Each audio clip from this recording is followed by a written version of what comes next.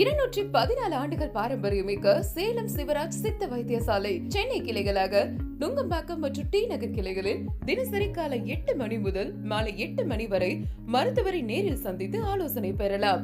மேலும் இது பற்றிய தகவல்களுக்கு 9940533500 9788827500 என்ற எண்ணை அழைக்கவும். நேர்களே வணக்கம், இது சாணக்யா. இன்று நம்மோடு டெல்லியிலிருந்து மூத்த பத்திரிகையாளர் டெல்லி ராஜகோபாலன் சார் இணைந்திருக்கிறார். முக்கியமான விஷயங்களோட டெல்லி லீக்ஸில் இதோ இணைந்திருக்கிறார். வணக்கம் சார். நமஸ்காரம் சார். நமஸ்காரம் அருண். எஸ் சார், ரொம்ப பரபரப்பாக இருக்குன்னு நினைக்கிறேன். டெல்லி பிரதமர் நரேந்திர மோடி செஷல்ஸ்லேருந்து வந்திருக்கிறார். 3 நாள் பயணமாக ஜப்பான் பிரதமர் வந்திருக்கிறார். இன்னைக்கு வர இருக்கிறார், லேட் ஈவினிங் வர இருக்கிறார். அடுத்ததாக பிரசிடென்ட் அவர்கள் வெளியூர் பயணமாக செல்கிறார். நிதின் நபின் அவர்கள் வெளியூர் பயணமாக செல்கிறார். பிரதமர் அவர்கள் திருப்பி ஆஸ்திரேலியா செல்கிறார். இந்த பிஸி ஷெட்யூலுக்கு நடுவே பிஜேபியோட நேஷனல் டீமுடைய அனௌன்ஸ்மெண்ட் எப்போ வரும் அப்படின்ற ஒரு எதிர்பார்ப்பு, யூனியன் கேபினட் மத்திய அமைச்சரவை விரிவாக்கம் எப்போ அப்படின்ற எதிர்பார்ப்பு, மறுபக்கத்தில் காங்கிரஸ் கட்சியில் நடந்து வரக்கூடிய அடுத்தடுத்த மாநில தலைவர் மாற்றங்கள் ரொம்ப பரபரப்பாக இருக்கிறது. எப்படி இருக்கு டெல்லி? டெல்லி மிக மிக உஷ்ணமாக இருக்கிறது, சூடாக இருக்கிறது. Summer is very hot. 100 இயர்ஸில் இல்லா மாதிரி ஃபர்ஸ்ட் டைம் 50 டிகிரி கிராஸ் பண்ணிடுது. Delhi is worst. டெல்லியில் யாரும் தங்கக்கூடாது என்று இருக்கிறார்கள். காரணம், ஏசியெல்லாம் உடைக்க ஆரம்பிச்சது, எரியுது. இங்கே நாய்டா என்ற இடத்தில் 111 செக்டாரில் 21 மாடியில் 12 மாடிகளில் ஏசி உடஞ்சிடுது, வெடிச்சிடுது. Because of heat. Climate change ரொம்ப அஃபெக்ட் பண்ணிடுது. இது எல் இனோ என்ற ஆஸ்பெக்டில் பார்த்தீங்கன்னா, அந்த ஃபேக்டரில் பார்த்தீங்கன்னா, டெல்லி தவிர மற்ற இந்திய தலைநகரங்கள் உலகத்திலேயே மாபெரும் திருப்பத்தை கொண்டு வந்து விட்டது. இது பொருளாதாரத்தை அடிக்கும். 2027 பிப்ரவரி 28 அன்று நிர்மலா சீதாராமன் நிதியமைச்சர் தன்னுடைய பட்ஜெட்டை பிரசன்ட் பண்ணும்பொழுது மிக மிக கவலைக்கிடமாக இருக்கக்கூடிய எல் இனோவினுடைய எஃபெக்டை பற்றி குறிப்பிடுவார். இந்திய பொருளாதாரம் பாதிக்கப்படும். 1. 2, நீங்க கேட்டீங்க அரசியல். நிதின் நபீனுடைய டீம், நாம் இருவரும் செவ்வாய்க்கிழமை 30 ஜூன் பேசிக்கொண்டிருக்கிறோம். கண்டிப்பாக ஓரிரு தினங்களில் அது வெளியாகிவிடும். அதற்கும் பிரதமர் அலுவலகத்துக்கும் சம்பந்தம் கிடையாது. இருப்பினும் பிரதமர் அதற்கு அப்ரூவ் செய்து விட்டார். லிஸ்ட் ரெடியா இருக்கு, எப்போ ஒன்று அனௌன்ஸ் பண்ணலாம். அதுல சின்ன பிரச்சனை என்ன என்று கேட்டால் அருண், சாணக்கிய நேயர்களுக்கு டெல்லி லீக்ஸாக சொல்லிக் கொள்வது உண்மையை சொல்ல வேண்டும். தேவேந்திர பட்னவிஸ் மகாராஷ்டிரா முதலமைச்சர், யோகி ஆதித்யநாத் உத்தரப்பிரதேஷ் முதலமைச்சர் இருவருக்கிடையே போட்டி இருக்கிறதாகத்தான் நான் கேள்விப்படுகிறேன். இருவருமே சேர்ந்து கொண்டு பாரதிய ஜனதா கட்சியுடைய உச்ச மையமான சென்ட்ரல் பார்லிமெண்டரி போர்டு, அதில் 11 மெம்பர்கள் இருப்பார்கள். இப்பொழுது அதில் எப்படி அனௌன்ஸ் பண்ண போகிறா தெரியல. நிதின் நபீனுக்கு அனௌன்ஸ் பண்ணான்னா அதுக்கு தென்னிந்தியாவிலிருந்து யார் யார் வரப்போகிறா, வட இந்தியாவில் யார் யார் வரப்போகிறா, அதெல்லாம் இருக்குது. அருண் ஜேட்லி, வெங்கையா நாயுடு போன்றவர்கள் இருந்த பொழுது சிவராஜ் சிங் சௌஹான் சீஃப் மினிஸ்டர் ஒருத்தர் போடணும்னு போட்டாங்க. அப்புறம் எக்ஸ் சீஃப் மினிஸ்டர் போடணும்னு போட்டாங்க, பிஎஸ் எடியூரப்பாவை. இப்போ யாரை போட போகிறான்னு தெரியல ஆஸ் எ சீஃப் மினிஸ்டர். ஒன்று டெல்லி லீக்ஸ் முக்கியமானது. யார் இடம்பெறுகிறார்களோ அவர்கள் அந்த பிரதமருடைய பாசிபிள் லிஸ்ட்ல வந்துடுவாங்க. ஆக மொத்தம் இது ஒரு பெரிய பிரச்சனையாகத்தான் வந்து கொண்டிருக்கிறது டெல்லியில். அரசியல் ரீதியாக பார்த்தால் அது எப்படி போய் முடிக்குமோ தெரியல அருண். இரண்டாவதாக மந்திரி சபை விஸ்தரிப்பை பற்றி பேசினீர்கள். 3 குரூஷியல் பில் இருக்கிறதுனால, uniform civil code, delimitation, women's reservation, இந்த 3 இருக்கிறதுனால இப்பொழுது மந்திரி சபை விஸ்தரிப்பு இல்லை என்ற மாதிரி சூசக தகவல் இப்பொழுது வெளியாக ஆரம்பித்திருக்கிறது. அவர்களே கலந்து கசி விட்டார்கள், அவரை தான் மறுக்கிறார்கள். ஆக மொத்தம் ஏக்நாத் ஷிண்டேனுடைய குரூப் இன்னும் உடஞ்சுட்டே இருக்குது. அவங்களுக்கு உத்தவ் குரூப் ஏக்நாத் ஷிண்டே நிறைய பேர் வந்துட்டு இருக்காங்க. உத்தவ் குரூப் உடஞ்சுட்டு இருக்கு. மம்தா பானர்ஜி குரூப் உடஞ்சுட்டு இருக்கு. அந்த ரித்துபிரத முகர்ஜி குரூப்லையும் காக்கோலி தாஸ் கோஷனுடைய கம்பெனி எக்ஸ்பேண்ட் ஆகிட்டே இருக்கு. அதே மாதிரி என்சிபி சரத்பவாருடைய மகள் வேண்டாம் என்கிறார், மற்றெல்லாம் வேணுங்கிறாங்க. சமாஜ்வாதி பார்ட்டியிலிருந்து இன்னும் பச்சை கொடி காண்பிக்கப்படவில்லை. இருந்தாலும் அவள்லாம் அப்சைன் பண்ணுறாங்க எல்லாரும் சொல்கிறான். அதில் வந்து தொகுதியினுடைய நலத்திற்காக, தொகுதியினுடைய ஒரு வளர்ச்சிக்காக நிதி கேட்கிறார்கள். அரசாங்கத்து ரீதியாகவும் சரி, தனிப்பட்ட ரீதியும். அதெல்லாம் எப்படி கொடுப்பா எப்படி கொடுக்க மாட்டா தெரியாது. இதுலேயே கொஞ்சம் மாட்டின்னு இருக்கு. கொஞ்சம் எல்லாத்தையும் வச்சு பார்த்தீங்கன்னா அருண், மத்திய அரசாங்கத்தில் போதுமான நம்பர் இன்னும் கிடைக்கவில்லை. திமுகவை எதிர்பார்த்து கொண்டிருக்கிறார்கள். ஒருவேளை ஒத்துழைப்பாரா இல்லையா தெரியுது. மாணிக் தாக்கூர் போட்ட அப்புறம் நிச்சயம் திமுக காங்கிரஸ் வராதுன்னு தெரிஞ்சிட்டாங்க. ராகுல் காந்தி ஸ்டாலினுடைய பிறந்த தினத்திற்கும் ராகுல் காந்தியுடைய பிறந்த தினத்துக்கு ஸ்டாலினும் பரிமாற்றங்கள் எக்ஸ்ட்ரா தளத்தில் போட்டாலும் ட்விட்டரில் there is no bonhomie between them இன்னும் தெரிஞ்சிடுச்சு. திமுக வந்து உத்தரவு வர வேண்டும், உத்தரவாதம் வர வேண்டும். அவங்களுக்கு இன்னும் ஒரு 22 ஓட்டு ஷார்ட்டேஜில் இருக்குது. இண்டிபெண்டன்ஸ்லாம் சேர்த்திங்கன்னா ஒரு 10 ஓட்டு. இந்த வாட்டி வந்து எல்லாம் நன்னா ஜெயிக்கணும்னு பார்க்குறாங்க. 7-8 இடத்துல கோஆர்டினேஷன் பண்ணுறதுனால அருண், எங்கேயானு ஒன்று நசுங்கி போடுமோ, ஒதுங்கி போடுமோ, உதவாங்குமோன்னு பார்க்குறாங்க. பயமாக இருக்குது. இதையெல்லாம் முடித்த பிறகுதான் கேபினட் எக்ஸ்பான்ஷன் என்று ஒரு சீனியர் மந்திரி என்னன்னு சொன்னார். காங்கிரஸை பற்றி கேட்டீங்க. தமிழகத்திற்கு புதிய தலைவரை நியமித்து விட்டார் நம்ம மல்லிகார்ஜுன் கர்கே. வாழ்த்துக்கள். மாணிக் தாக்கூர் நன்றாக சிறப்பாக செயல்படுவார். அவர் கக்குவது முழுக்களும் திராவிட முன்னேற்ற கழகத்தை எதிர்க்கத்தான். சமீப காலமாக பத்திரிகைகளில் போரை நான் பார்த்தேன்.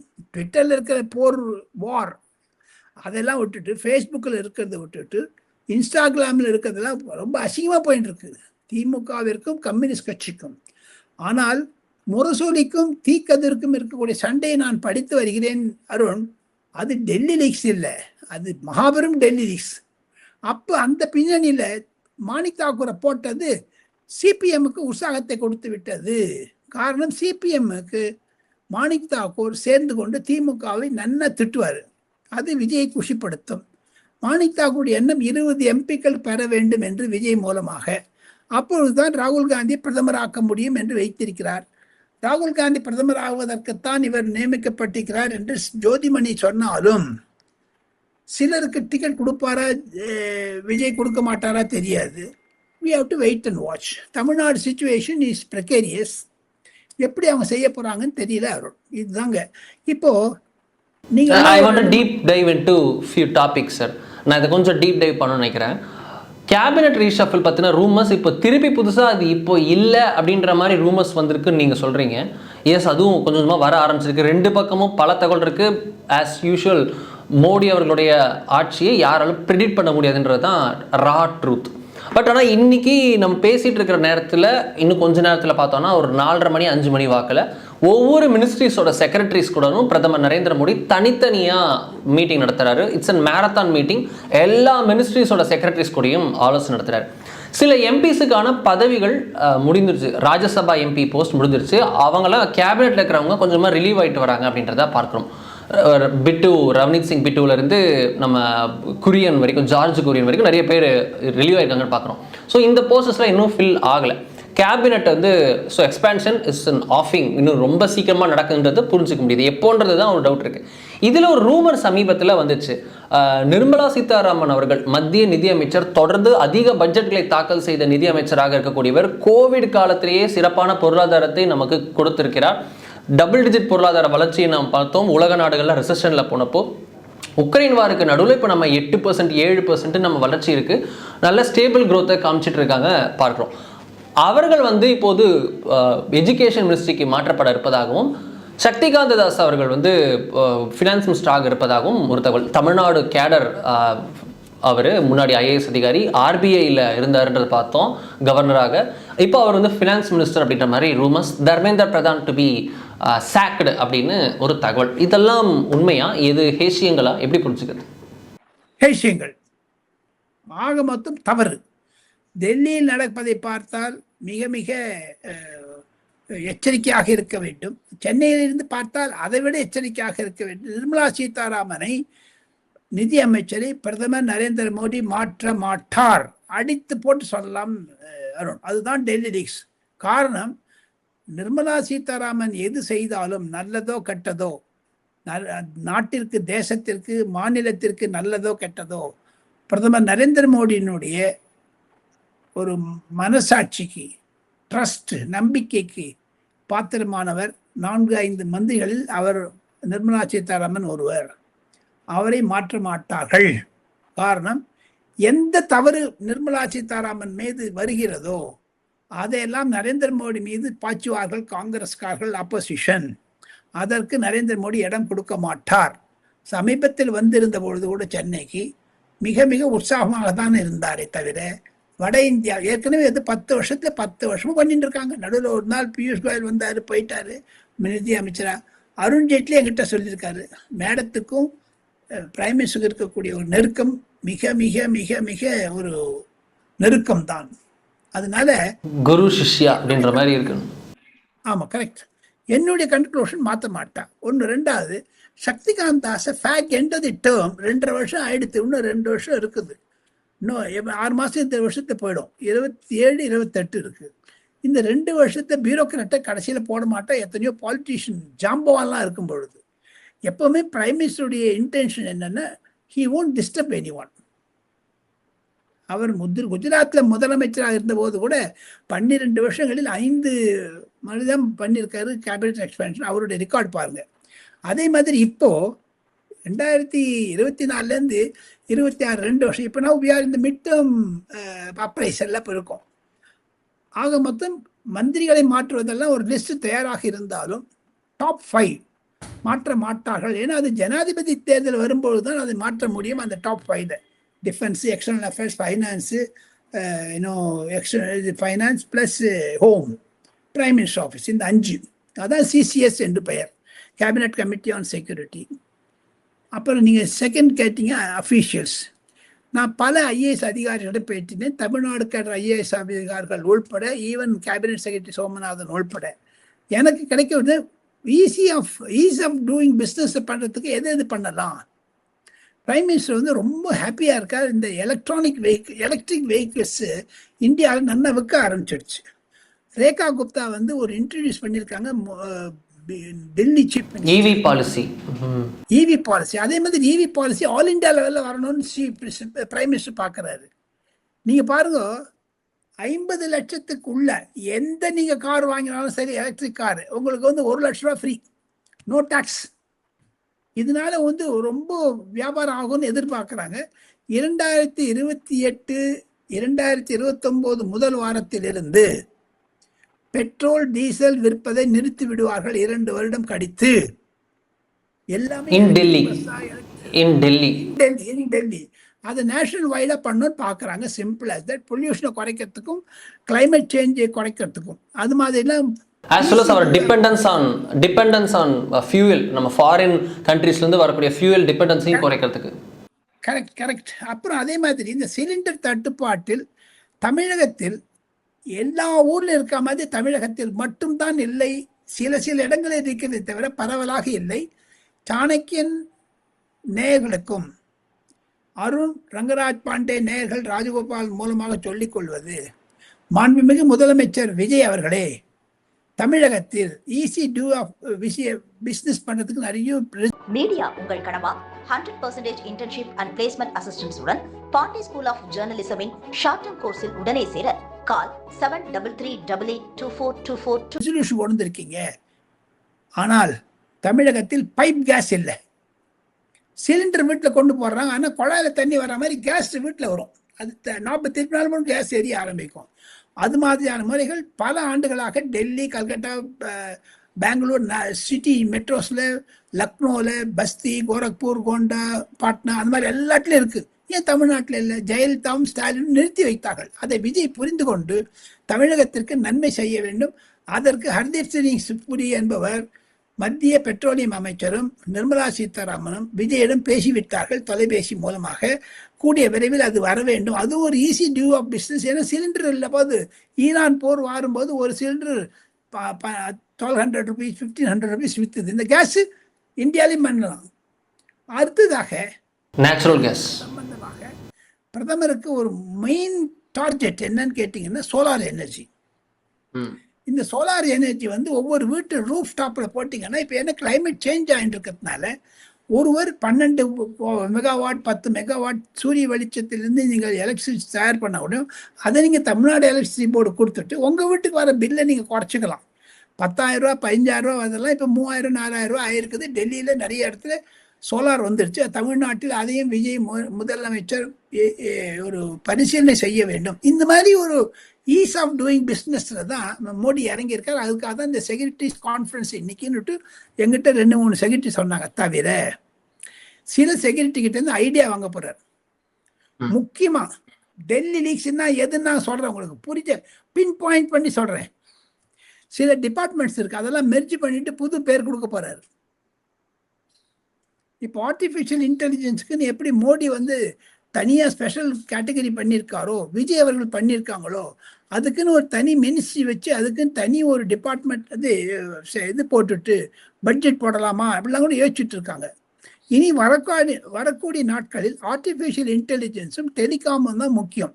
அதுலேருந்து பொதுமக்களுக்கு எப்படி ஒரு நன்மை வர வேண்டும் என்பதெல்லாம் யோசிப்பதற்கு ஒரு நூதனமான முறையில் செய்து கொண்டிருக்கிறார்கள். இப்பொழுது சாணக்கிய நேயர்களுக்கு டெல்லி லீக்ஸ் என்ன என்று கேட்டால், டெல்லி முந்துகிறது, தமிழ்நாடு முந்துகிறது, தமிழ்நாடு வளர்ச்சி அடைகிறது, தமிழ்நாட்டில் ஊழல் இல்லை என்பதை பிரதமர் செயலகமும் மத்திய அரசாங்கத்திற்கும் ஈஸி வே ஆஃப் டூயிங் பிஸ்னஸை பற்றி விஜய் அவர்கள் முதலமைச்சர் பிரதமருடன் போட்டி போடுகிறார். அதை பிரதமர் வரவேற்கிறார். தமிழகம் ஃபர்ஸ்ட் என்று சொல்கிறார் விஜய், இந்தியா ஃபர்ஸ்ட் என்று சொல்கிறார் நரேந்திர மோடி. ஆக மட்டும் இருவருக்கும் நல்ல ஒரு உறவு இருப்பதாகத்தான் பலர் சொல்ல ஆரம்பித்து விட்டார்கள். அதன் தான் விவாதிக்கப்பட்டது. இன்று சீஃப் பிரைம் மினிஸ்டர் அனைத்து செக்ரட்டரிகிட்ட பேசினது.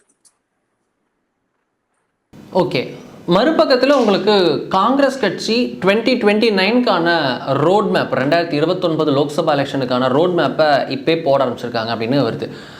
மாணிக்கம் தாக்கூர் நியமனம். காங்கிரஸ் பற்றி பேச காங்கிரஸ் செத்து போச்சு. North India, don't talk about Congress please. எங்கிட்ட சொல்லாதீங்க, எனக்கு பிளட் ப்ரெஷர் ஏறும். காங்கிரஸ் எங்க இருக்கு அருண்?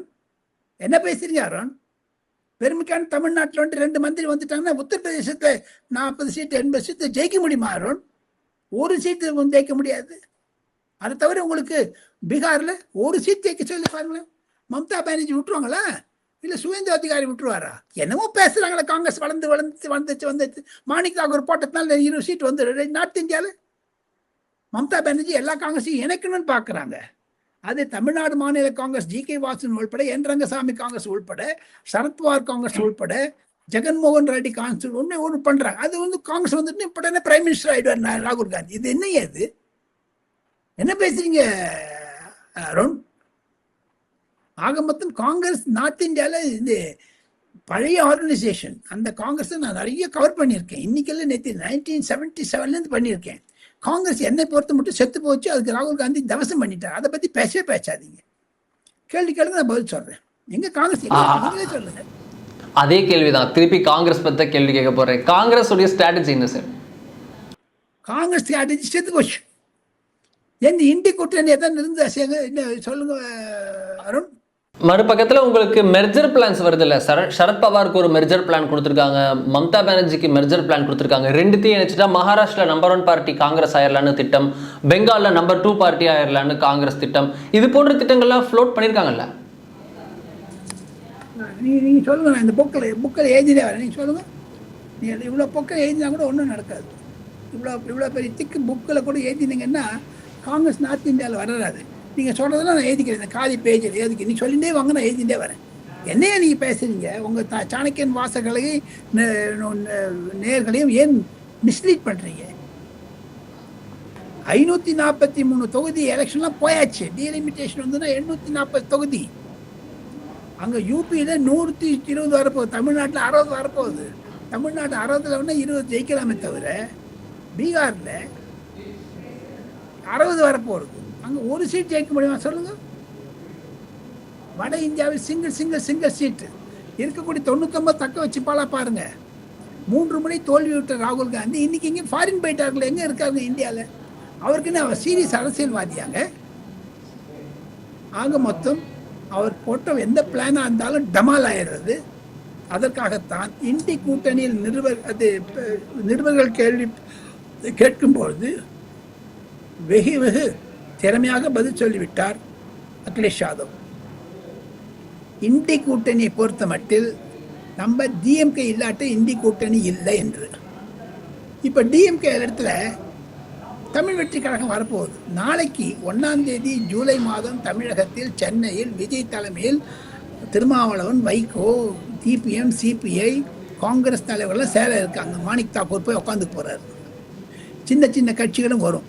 அதில் புதுசாக நான் கேள்விப்பட்டேன், நான் டாக்டர் ராம்தாஸ் கூட நாளைக்கு போனாலும் போகலான்னு. பிரேமலதானுடைய சுச்சுவேஷன் என்ன இருக்கும் தெரியாது. இதெல்லாம் வச்சு பண்ணிங்கன்னா தமிழ்நாட்டில் தமிழ் வெற்றி கூட்டணின்னு வச்சுக்க போகிறாரு விஜய். அந்த தமிழ் வெற்றி கூட்டணி இந்தி கூட்டணி சேரும். அது வந்துட்டுனால 20 சீட்டு வரும், 30 சீட்டு வரும் டெஃபினட்டாக. 29 மட்டும் இதே சுச்சுவேஷன் மெயின்டைன் ஆச்சுன்னா. ஆனால் திமுக இல்லாத இந்தி கூட்டணி நான் இருக்க மாட்டேன் என்று அகிலேஷ் யாதவும், தேஜஸ்வி யாதவும், மம்தா பானர்ஜியும் மற்றும் ஓமர் அப்துல்லா சொல்லிவிட்டார்கள்.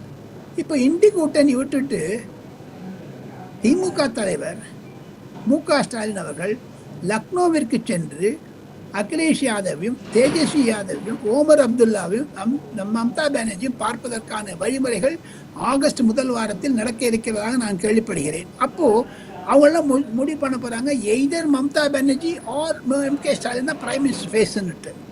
அப்போ அங்கே உடஞ்சிட்டு காங்கிரஸ். ஆக மொத்தம் காங்கிரஸ் ஃப்ரண்ட் லைட்டிங் காங்கிரஸ் மரிச்சர் வந்ததுன்னா கூட they want Mamata Banerjee as chief minister, not ராகுல் காந்தி. இங்கே பாருங்க, எம்.கே. ஸ்டாலினோ இல்லை அகிலேஷ் யாதவ் பாட்டு, அகிலேஷ் யாதவ் அங்கே இருக்க மாட்டார். காங்கிரஸ் இணைந்து விட்டால் அகிலேஷ் யாதவ் எப்படி இருப்பார் அங்கே? இதையெல்லாம் புரிந்து கொள்ள வேண்டும் சாணக்கிய நேயர்கள். அதைத்தான் நான் விளக்கமாக சொன்னேன். போக போக பார்க்கலாம் நிலைமை எப்படி இருக்கிறது என்று. நாளை தமிழகத்தில் 1ஆம் தேதி ஜூலை மாதம் நடக்கக்கூடிய இந்த விஜய் தலைமையில் நடக்கக்கூடிய ஜனநாயக கூட்டணியுடையது, அதாவது அந்த தமிழ் வெற்றி கூட்டணி மிக மிக முக்கியமானதாகத்தான் நான் கருதுகிறேன். காங்கிரஸை மறந்து விடுங்கள். இது ஒரு எச்சரிக்கை விஜய் அவர்களுக்கு. காரணம் என்ன, டிஎம்கே பேக் ஸ்டாப் பண்ண மாதிரி தமிழ் வெற்றி கழகத்தையும் காங்கிரஸ் ஸ்டாப் பண்ணும். ஓகே, ஒரு முக்கியமான கேள்வி, அதோட நான் வைண்ட் அப் பண்ண நினைக்கிறேன். திரு அமித்ஷா அவர்கள் இம்மாதத்தில் ஜூலையில் தமிழ்நாடு வர இருப்பதாக தகவல். எப்போது வருகிறார், என்ன திட்டங்களுடன் வருகிறார்? அது பாராளுமன்றம் 22ஆம் தேதி கூட இருக்கிறது. 10 தேதிக்கு மேலே வருவான்னு சொல்கிறாங்க. அமித்ஷாவிற்கு மிக மிக மிக நெருக்கமாக இருந்த அங்கூர் சர்மா என்பவர் உத்தரப்பிரதேசத்து பாஜகவுடைய பொதுச் செயலராகிவிட்டார். அதனால அமித்ஷா மிகவும் கொஞ்சம் ஒரு அன்ஹாப்பியாகவும் இருக்கார். அன்ஹாப்பினா பொலிட்டிக்கலி நான் சொல்கிறேன். அவர் மூலமாக எனக்கு சில செய்திகள் கிடைத்திருந்தது. மீதி எல்லா செயலாளர்கள்லாம் ரொம்ப டைட் லிப்டு பர்சன்ஸ். என்னை பொறுத்த மட்டும் 10லேருந்து 15ஆம் தேதிக்குள்ளே வர இருக்கிறார். அதற்கு முன்னதாக BL சந்தோஷ் ஏற்கனவே பார்த்துட்டார். அரவிந்த் மேனன் நாம் இருவரும் சொல்லிக் கொண்டு இருக்கக்கூடிய இதே சமயத்தில் திருநெல்வேலி, கோயம்புத்தூர், ராமநாதபுரம் சுற்றுப்பயணம் செய்கிறார். அந்த அரவிந்த் மேனனை உண்டு சாதாரணமாக எடை போடாதீர்கள். மேற்கு வங்காளத்தை கொடுத்தவர், மத்திய பிரதேசத்தை கொடுத்தவர், 2031 மாபெரும் கிளர்ச்சி உண்டாக்க இருக்கிறார் அரவிந்த் மேனன் தமிழகத்தில் என்பதுதான் என்னுடைய கருத்து. ஜூலை 10லிருந்து 15 தேதிக்குள்ளதாக அமித்ஷா கண்டிப்பாக சென்னை வருவார். நான் அடுத்த வாரம் கன்ஃபார்ம் பண்ணுறேன். இன்னும் டிசைட் பண்ணலை அந்த டேட்ஸ். ரொம்ப இன்ட்ரெஸ்டிங்கான அப்டேட் சார். ரொம்ப நன்றி. டெல்லியிலேருந்து நம்மோட இணைந்து ரொம்ப முக்கியமான விஷயங்களை சொன்னதற்காக நன்றி சார். தேங்க்யூ.